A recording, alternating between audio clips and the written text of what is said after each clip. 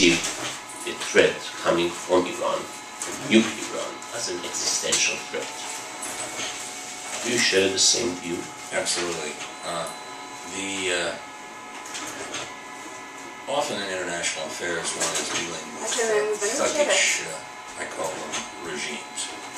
By the 1950s, for example, communism as an ideology was, I think, effectively dead. In the Soviet Union, there were more true-believing communists in the bookstores of the Upper West Side of Manhattan, probably than there were in the Kremlin. I negotiated with them for years, off and on, from 1969 to 1991, and those guys didn't want to die for the principle of each according to his ability, each according to his need. They wanted to keep their dachas. And we were able to contain them and deter them.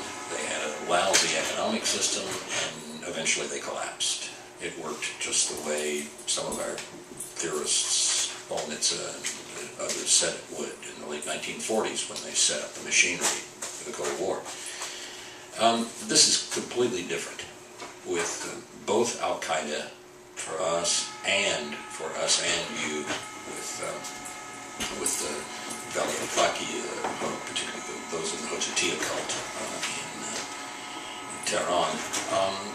They're fanatics, and people hope they're not, and they sometimes say, well, they're not really going to do those awful things they talk about, but that was also said of Hitler.